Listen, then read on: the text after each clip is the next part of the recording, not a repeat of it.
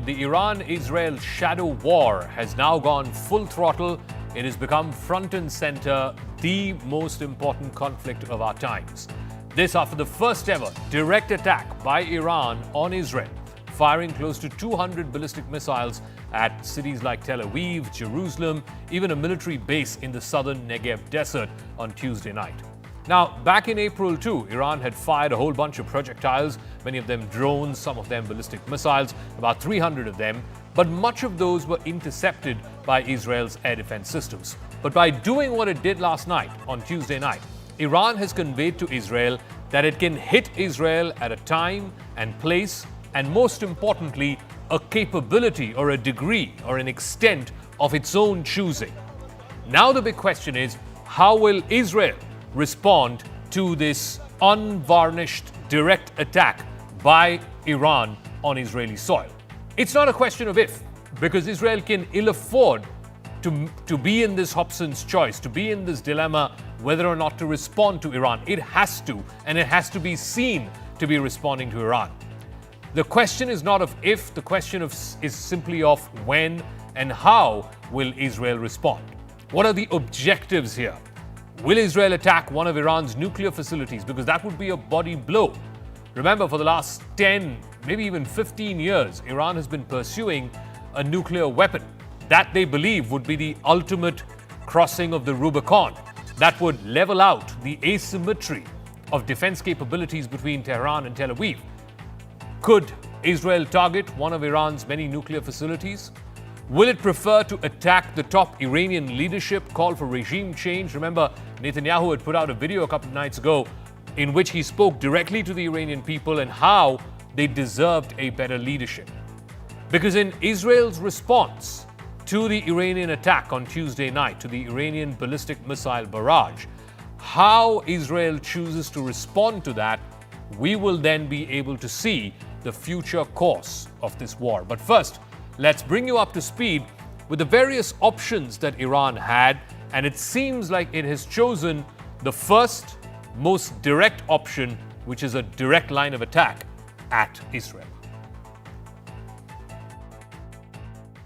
The recent killing of Hezbollah leader Hassan Nasrallah has heightened tensions in the Middle East. Iran is now faced with a critical decision regarding how it's going to shape its response to Israel. The options before Tehran are diverse. It ranges from direct military action to leveraging proxy forces like Hezbollah and the Houthis. But the consequences for each of these options will also have to be carefully weighed upon. On Crux Decode, we break down what options Iran has to strike back at Israel. Will it prefer to use its proxies or get drawn into a direct conflict with Tel Aviv? Or will it play the waiting game to see the end of the Gaza war and then strike back at Israel at a time and place of Iran's choosing, perhaps post the US elections in November? Iran could opt for a direct strike against Israeli targets.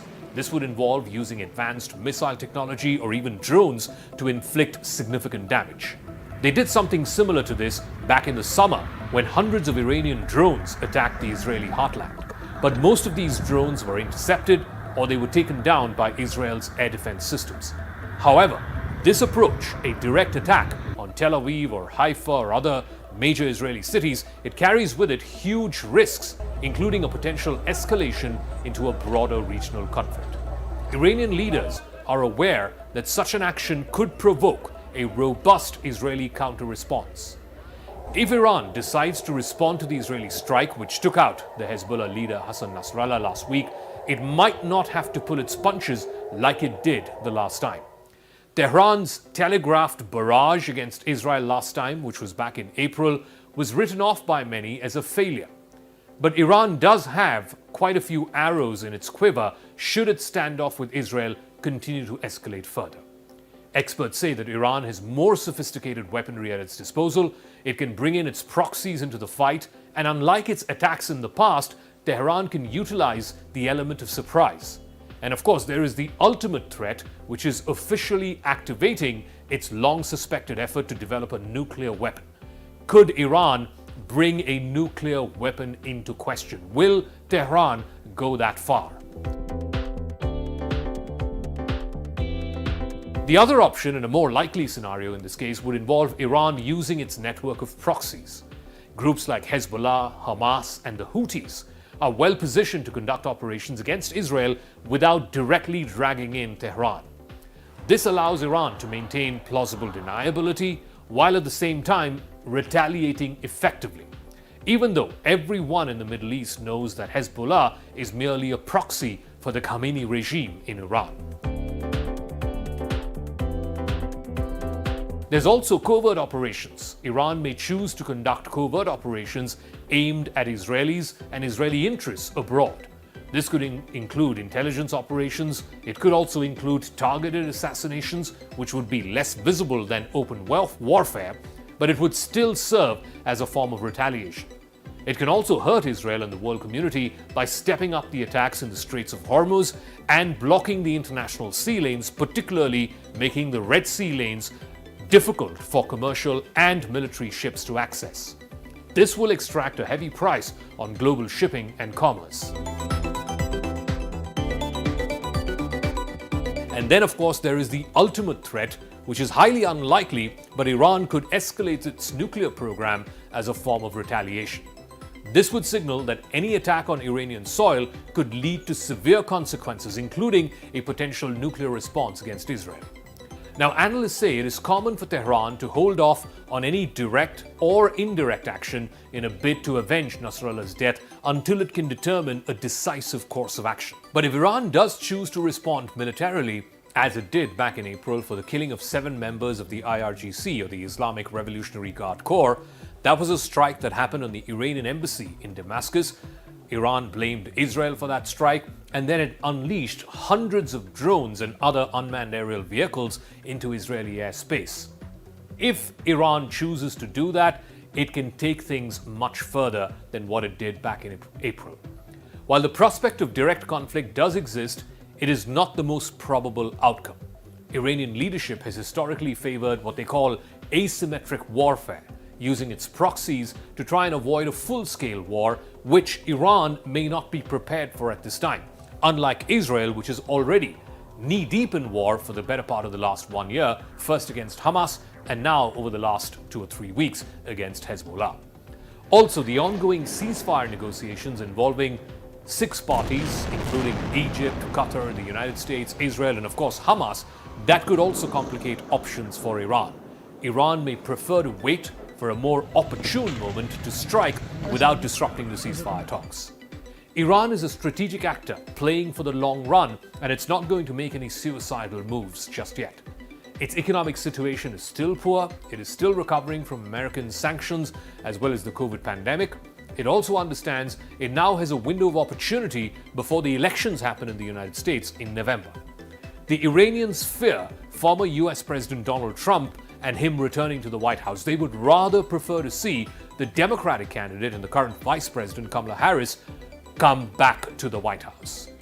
This may steer them away from the currently escalating situation vis-à-vis Israel. Donald Trump in the White House means more support for Israel.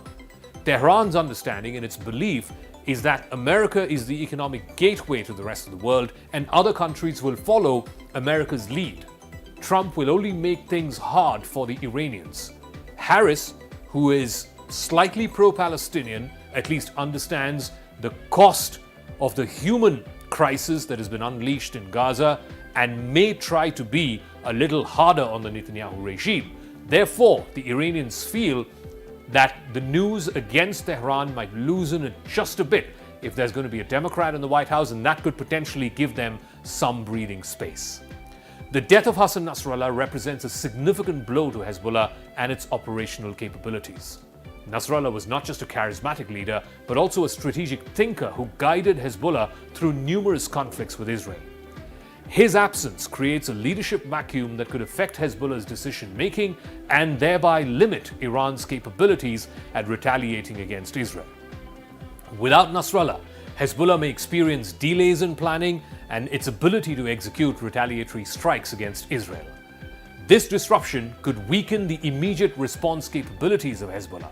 The question of succession is also crucial for Hezbollah's future. Potential successors include figures like Sheikh Naim Qasim, whose proof of life itself is shaky to start with, or other senior commanders within the organization like Nasrallah's cousin, Hashim Safieddine, who's a member of Hezbollah's highest decision-making body, the Shura Council. However, any of these individuals will lack Nasrallah's authority and his charisma, which could lead to further internal strife within Hezbollah. Iran's response to the killing of Hassan Nasrallah will likely involve careful calculations aimed at balancing its retaliation on the one hand with the desire to avoid any broader regional conflict. While direct military action remains an option, leveraging proxies like Hezbollah, Hamas, and the Houthis seems to be more probable given the current geopolitical tensions. The loss of Hassan Nasrallah complicates matters for Hezbollah but does not eliminate its capacity for retaliation. The coming weeks will be critical in determining how Iran and its allies choose to navigate this tense situation. All right, let's try and make sense of what happened last night between Iran and Israel. The barrage of rocket attacks, almost 180 plus of them, targeting major Israeli cities, Tel Aviv, Jerusalem, even the southern Negev desert. How will Israel now respond? That is the million-dollar question. Gideon Levy is one of Israel's most famous authors and journalists. Brigadier General Yossi Kuperwasar is a former chief research division of the IDF. Professor Fouad Izadi is associate professor with the Tehran University. Yossi Beilin is former minister in the Israeli government, and Michael Rubin, senior fellow at the American Enterprise Institute in Washington, D.C. Let me start with you, Mr. Gideon Levy. Help our viewers make sense of what happened last night, what happened on Tuesday night, the barrage of rockets. Yes, there's been minimal damage, I believe one fatality in the West Bank. Was Iran trying to convey a signal to Israel and perhaps to the United States and its partners that, look, they have the capability to hit Israel, but they do not want to escalate further than what they did already last night? I couldn't phrase it better than this. It was mainly aimed to Iran's partners, to Iran's proxies. Iran couldn't stay passive after all the last events, and it had to show something, but they didn't cross their lines in the way that it leaves still some kind of possibility of preventing a regional war. But I'm afraid that we are on the edge of a regional war because Israel will retaliate now, and then we are in this vicious circle which will lead us to a regional war. Brigadier General Kuperwasar, is a regional war now inevitable? Does Israel not have options other than to climb the escalatory ladder, other than to directly respond to Iran's challenge yesterday, the barrage of rocket attacks? How do you think Israel will respond to what happened last night?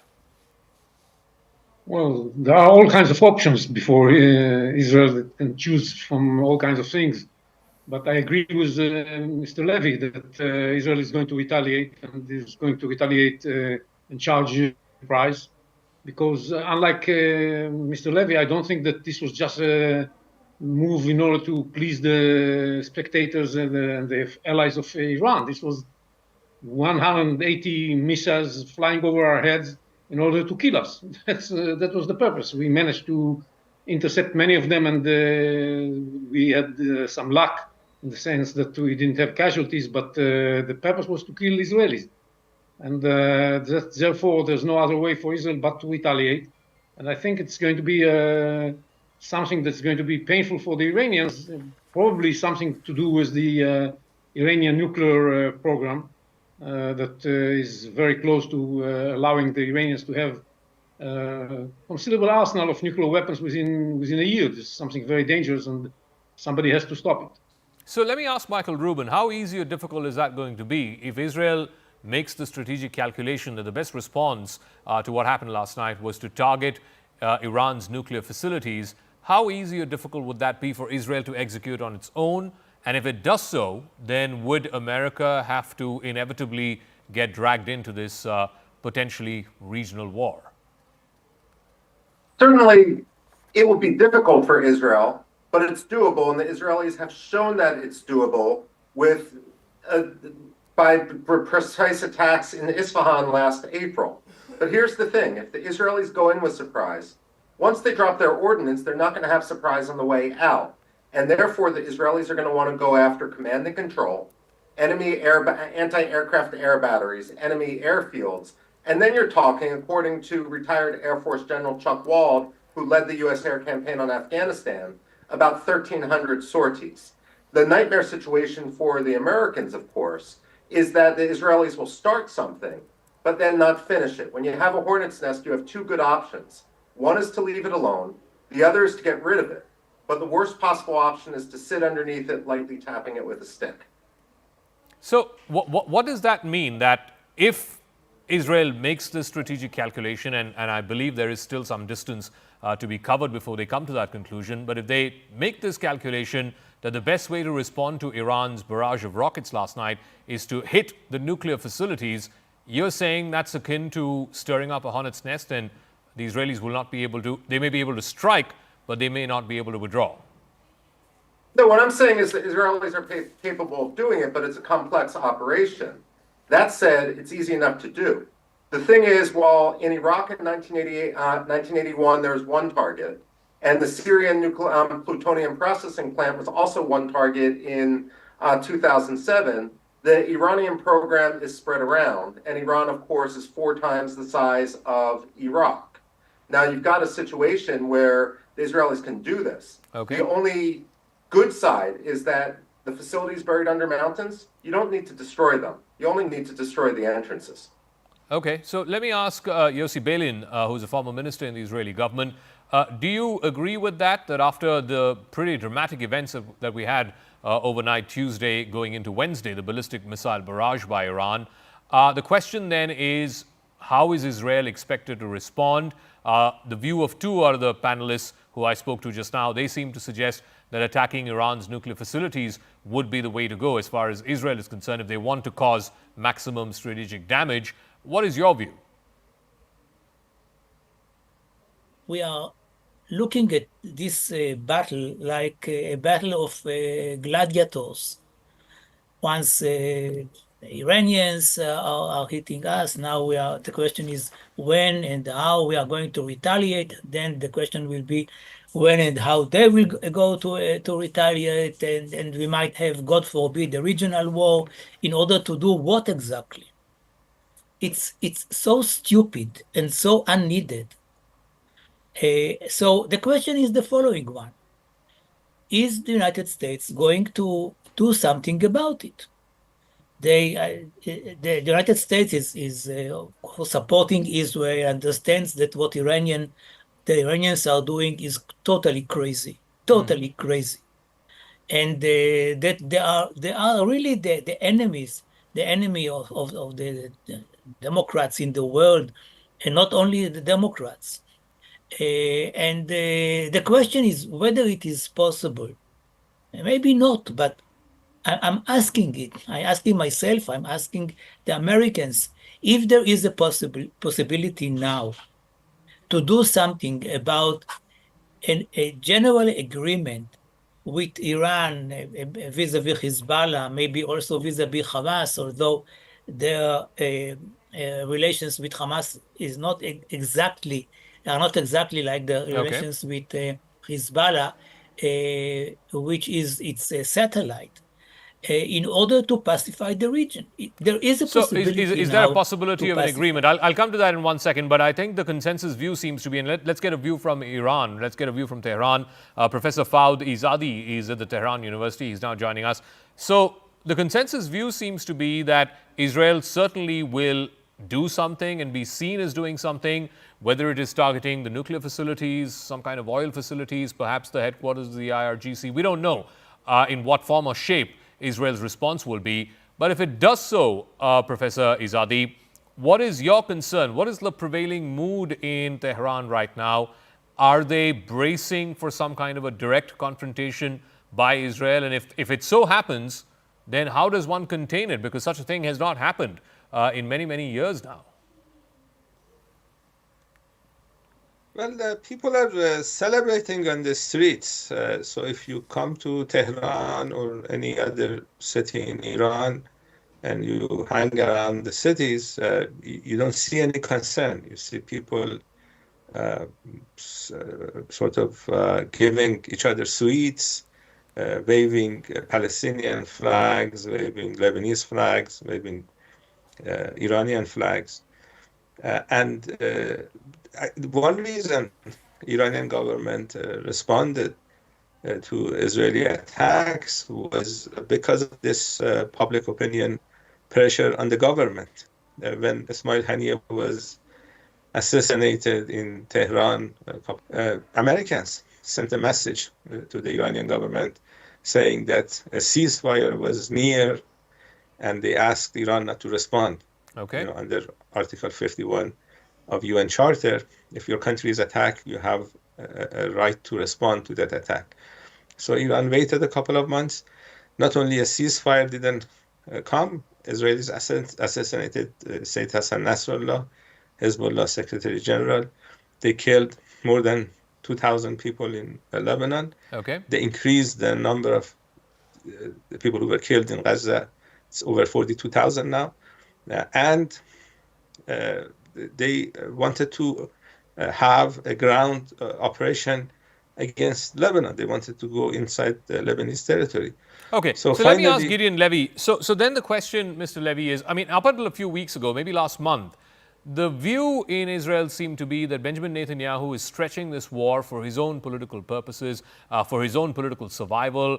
A lot of families, for example, of the abductees, of the people who were held hostage, were protesting against him, saying that he's incapable of getting their near ones back alive and safe. Now, in the last few weeks, whether it's the pager attacks, the killing of the commanders of Hezbollah, the killing of Hassan Nasrallah, the leader of Hezbollah, and now, of course, Iran getting involved directly in this conflict, is the view different in Tel Aviv? First of all, it is, but I don't share this view from the beginning. Unlikely, my friends, many of my friends, I don't think that Netanyahu is motivated only by his personal motivation. I think behind all his steps stands also an ideology, a very, very dangerous one, namely not believing in any kind of settlement with the Palestinians or with the Arabs, not believing in any kind of even negotiations with them on any kind of diplomacy. By the end of the day, this man believes only in living on the sword and only the Israeli armed forces as the only guarantee for Israel. Now, in this framework, Netanyahu sees now, and his government sees now, a huge opportunity to end once and for all, as they say it, once and for all will crash Hamas, once and for all will crash Hezbollah, and maybe once and for all will crash Iran.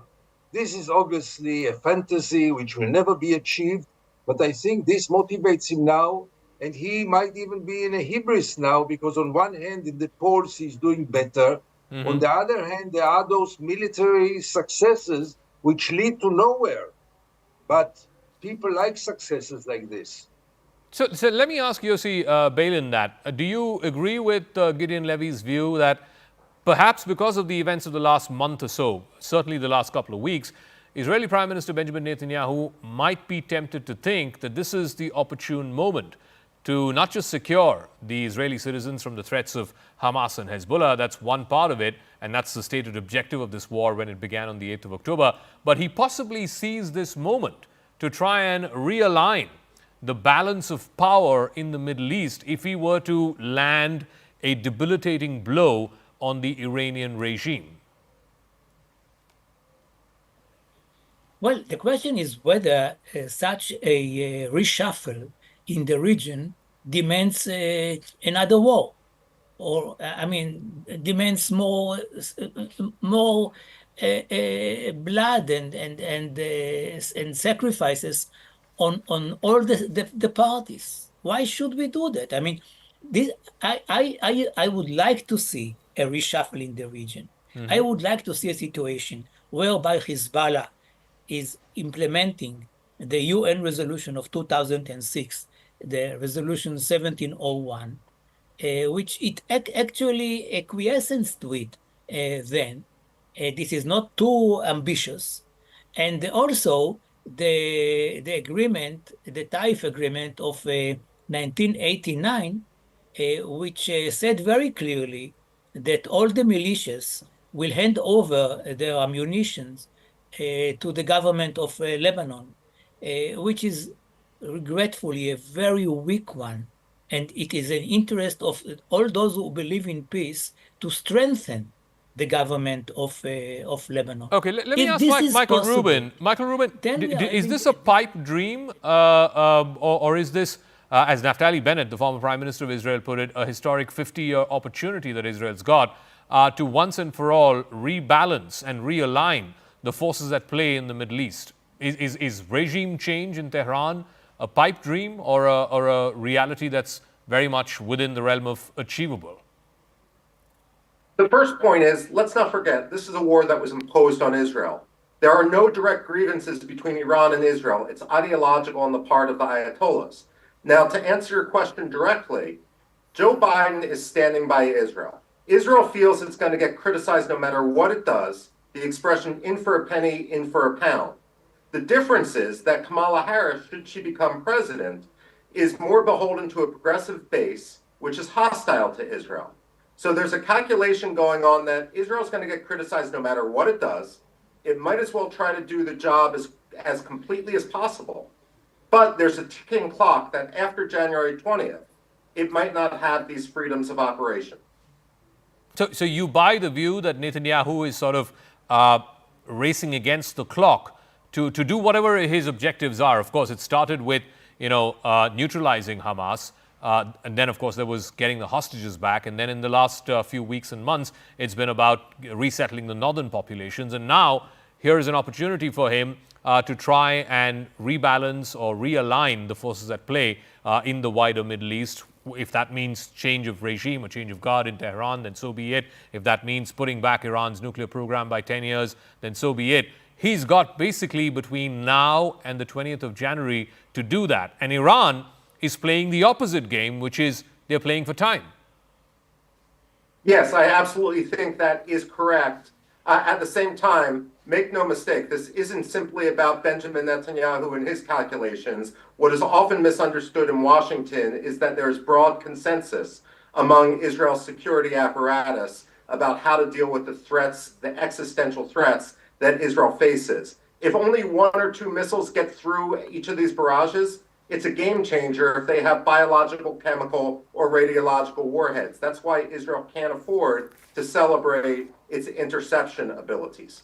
So let me also ask Brigadier General Cooper Wassar, because today the Foreign Minister of Israel put out a pretty terse statement blacklisting the United Nations chief, saying he's declared the UN Secretary General Antonio Guterres as a persona non grata in Israel and banned him from entering the country. Anyone who cannot condemn Iran's heinous attack, as almost every country in the world has done, does not deserve to step foot on Israeli soil. If you are not willing to bring in the international community, the United Nations, and clearly, as the previous speaker said, Mr. Netanyahu sees a lame duck White House, a lame duck Biden presidency to achieve whatever objectives he wants to achieve, then all this talk of ceasefire, getting the abductees back, all of this, falls on deaf ears because clearly Mr. Netanyahu is playing to his own tune. Well, the goal of Israel is to take care of so many challenges it faces, and you mentioned them. We have to find a way to bring back the people that had to evacuate their homes in the north. We have to find a way to bring back the hostages that are held by Hamas. But we also have to find a way to deal with the threat Iran poses to us. We have to understand all the weapons that are being shot at us from Lebanon were provided by Iran. All the capabilities of Hamas were provided by Iran. So it's a war against Iran, and the best way to deal with such a war is to take care of the head of the snake in this case. And this is the Iranian regime, and this is the Iranian nuclear project that is going to give the Iranian regime a shield that would then make it very difficult to take care of it. Let me ask Professor Izadi from the Tehran University, are you ready to deal with the consequences of whatever action Israel might take and it might deem fit to protect its own people and to be seen as responding to what happened last night? What would be the worst case scenario for Tehran? Would it be the nuclear facilities being targeted and thereby pushing back Iran's ability to enrich uranium to weapons grade and eventually make her nuclear weapon? would it be a change of regime? I did allude to the video clip that was put out by Mr. Netanyahu a couple of nights ago, where he spoke directly to the Iranian people and said they deserve better politically. Which would be the most debilitating, as far as Iran is concerned, in terms of consequences of Israel's actions? You know, when your country is hit repeatedly, what you are afraid of is the idea that the other side doesn't see any pain and they continue this type of aggression. That is what you're afraid of. You don't want to have this feeling on the other side that we can kill anybody in Iran, we can hit people in Iran, we can kill more children in Gaza, we can kill more children in Lebanon, and nothing happens to us. That is the real fear. And that fear was addressed last night, and I think the other side got the message. Mr. Balin, do you agree that the other side got the message? That's the word from Mr. Izadi. But more than getting the message, it's now about what Israel is going to do. And again, around the table, around this panel, it seems to be that the most damaging thing to inflict on Iran would be to set its nuclear program back, because they are looking at, crossing the Rubicon as some kind of a leveler of the asymmetry of defense capabilities between Tehran and Tel Aviv. The question, though, is that what Israel wants? Does it have the capability to do that on its own, or does it need to rely on the Americans? And in case the Americans come in, then you're pretty much looking at a wider regional war, one which the Biden presidency and President Biden himself has been saying day in and day out they want to avoid. Well, there is no question that the potential nuclear power of Iran is a very, very significant threat on Israel, and even only because they say so, the Iranians. Mm-hmm. They see us as their enemy, although it doesn't have to be the case. I mean, we had very good relations with Iran before the revolution, and if it is possible to prevent this Iran from becoming a nuclear power, it is very important for us. But what I'm trying to say mm-hmm. is that there is also another way to do that, perhaps, and this is through an agreement. And to have another clash with Iran will lead us nowhere. So, where does that agreement stand? Michael Rubin has been following that, the JCPOA. When Trump was president, he pulled out of the JCPOA. And ever since, even when the Democrats have been in office, there has not been any sincere or earnest attempt to try and negotiate with the Iranians in a way to try and curtail their nuclear program. Has there? Mr. Rubin? Okay. Well, first of all, the Joint Comprehensive Plan of Action wasn't a treaty, and it was enshrined in UN Security Council Resolution 2231, so it still applies. Even putting that aside, Iran is still party to the Nuclear Non-Proliferation Treaty. The Joint Comprehensive Plan of Action didn't excuse Iran from those. But the real problem with the 2015 nuclear deal was it had a sunset clause on it. So if there was renegotiation now, you'd be joining a treaty that's already expired. The problem with the way the United States negotiated this in 2015 is we gave all of our concessions up front. So really, there's nothing for which the United States can actually negotiate moving forward. I saw Iranian President Pezeshkian at the United Nations, and this was very, very clear as a conclusion on the part of the Iranians. I don't see that there's a real interest from Iran moving forward on this. Okay, if there were to be a conventional war, before I go back to Gideon Levy, if there were to be a conventional war between Iran and Israel, and we haven't seen one, certainly not in the recent past, this is how it stacks up. The armed forces, the standing army of Israel is 750,000. Iran is 1.2 million. The defense budget for Israel is $27.5 billion. For Iran, it's at a third of that, at $9 billion. The number of combat aircraft, Israel has 450. Iran has 330. Naval ships, Israel has 64. Iran has 260 of them. Tanks, Israel has 3,500 and Iran has 1,600. I mean, this will be a fight to death. This will be a fight to mutual destruction, perhaps mutual oblivion, Gideon Levy. What can countries, not just Israel and Iran, but countries around the region, what can the United States stop to prevent this conventional war from breaking out between Iran and Israel? Because if Israel is going to respond, as is the case, most likely it is going to respond for what happened yesterday, then we're pretty much going up the escalatory ladder. The United States could have done so many things 1 year ago, not now. The United States is playing a very strange game. On one hand, President Biden speaks all the time and begs Israel to stop the war, first of all, in Gaza.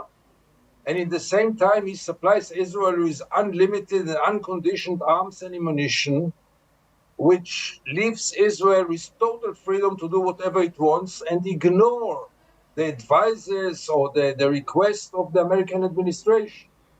Now it's much harder to stop it. But if the United States would have liked to stop this war in Gaza first, it could have done it within days. But the United States was playing a very, very strange game, hollow declarations and full support to Israel. And in those circumstances, why would Israel stop the war? Why would Israel listen to the Americans? They supply the weapons, they supply the ammunition, and we go on. And the White House is asking requests, very nice of the White House, but it's totally hollow. But the view also seems to be, before I get Michael Rubin to weigh in on this, Mr. Levy, is that there is precious little leverage that this presidency, which is pretty much in its final few months, has on Israel. And more importantly, the view in the Beltway is also that whether there's a Republican in the White House or a Democrat in the White House, they have to be seen as fully backing Israel. They don't have a choice in that regard. I don't agree. I totally don't agree. They have a leverage. They are never using it. They had it in the past. They never use it. They always play this double game, this hypocrisy of calling Israel to restrain and doing anything possible to leave Israel go wild. This was the case also in Gaza and now in Lebanon. I'll give you just one example. The Americans really almost threatened Israel not to penetrate to Rafah in Gaza. Yep. Okay, so they did. Israel penetrated Rafah, totally ignored the Americans, and nothing happened. The weapons continue to stream to Israel. So why would Israel listen to the United States? Mr. Rubin, is there a plausible explanation, given, I mean, what we've seen in college campuses, for example, in the U.S. over the summer and even in some parts of the fall? Why isn't the Biden administration putting more pressure on Israel? I mean, last I checked, they did. The Senate did sanction a $14 billion weapons package for Israel. First of all, the lesson here is that both Iran and Israel have agency. The United States doesn't control the world. That's point one. Point two, the Americans are always going to defer to democracies because they represent the will of the people. Point three, Israel has been attacked consistently by terrorist groups supported by Iran that have a goal to existentially wipe Israel off the map. But when it comes to your discussion about how the two militaries match up, it's a bit of a straw man. Israel and Iran aren't going to get into tank warfare. They're too far away. And let's not forget, 90% of Iran's oil is exported through the Karg oil terminal. So Israel doesn't need to destroy all Iran's tanks or jet aircraft. It only has to destroy the facility which provides the fuel or the income for the Islamic Republic. But do you think if Israel were to take such an action, whether it is attacking its oil facilities, attacking its nuclear facilities, surely Iran is also going to view that as escalatory and respond? I mean, the statement that the IRGC put out and what the Iranian president put out is they are standing down for now. If there were to be a breach of their sovereignty, they wouldn't hesitate to attack again. You know, the way I would look at this is there tends to be an assumption that regimes have staying power. We've seen that the legitimacy of the Islamic Republic isn't actually there. We saw this with the Woman Life Freedom Movement. But let's use another analogy. Did the Khmer Rouge cease to exist after Vietnam dealt it a military blow? Absolutely. Iran realizes the supreme leader is 85 years old. He's had cancer twice. He's partially paralyzed from a 1981 assassination attempt. It's not clear that there's going to be a smooth transition there. The people have voiced their will against Iran. What the Israelis hope is that they can do enough damage to the Islamic Republic without actually antagonizing the Iranian people, who we've said before are natural allies to Israel. But let me ask Brigadier General Kuprabasar. I mean, is something like this possible? Yes, in the 20th century, you could talk about when the Cold War was going on, you could talk about regime change and so on and so forth. I mean, look at what's happened between Russia and Ukraine. That war is now going to enter its third year in the next couple of months. This idea that somehow Israel or even the United States, the foremost superpower in the world, has these magical powers to change what is a fortified regime. It's been in power for the last, God knows, 40, 50 years now. Is that even possible? And what do you make of what Prime Minister Netanyahu was trying to do by putting out that video message a couple of nights ago, speaking directly to the Iranian people? There is, again, as Mr. Rubin said, and I'm going to borrow his phrase, the assumption that the Iranian people want to get rid of this regime. Maybe some of them do, but is there enough of a critical mass that wants to get rid of the Ayatollahs? Well, first of all, I think that there is a critical mass of Iranians that want to get rid of this regime. They are suffering under this regime. This regime executes people for criticizing the regime. It's a terrible place to live in. And unlike what Mr. Izadi said, I think that many Iranians were supporting Israel and celebrating Israel's activities against Nasrallah, and not celebrating the attacks against Israel. And yes, we hope that the people of Iran will change the regime. We don't consider that something that we can do by ourselves. And we have, therefore, to make sure that we cut the capabilities of this dangerous Iranian regime, because we cannot change the regime. The changing of the regime is a task for the Iranian people. And that's why we need to take care of the Iranian nuclear project, because we cannot allow. Look how dangerous the Iranian regime is without the nuclear weapon. Just imagine what kind of threat they're going to pose if they're going to have a nuclear weapon. That's why we have to make sure that they don't have the capability to produce a nuclear weapon. And that's the task of Israel and the West, because the threat is not only for Israel. The threat is for the entire world. Okay. And that's why we are expecting cooperation with the United States, and they're not supporting us because of our blue eyes. They're supporting us because they understand that their interests and their values are shared with us, and that's why they need to make sure that Iran doesn't have a nuclear weapon. I'll give Mr. Levy the final word, because I have to wrap up. I'm getting a piece of breaking news as well. Mr. Levy, there used to be a time when the principal sort of clash in the Middle East was between Israel and the Gulf Arab states, Saudi Arabia, the UAE, Oman, etc. Today, given the dramatic events that we've seen in the last couple of weeks, we've not seen much of a protest or a condemnation from any of these countries, even after Hassan Nasrallah was killed, even after what happened yesterday.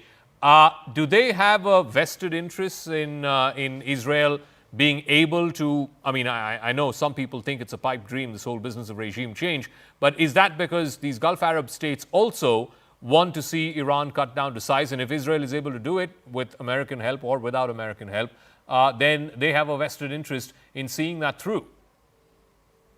No doubt. I mean, Iran is threatening those countries no less than Israel, and the regimes in those countries are in threat from Iran.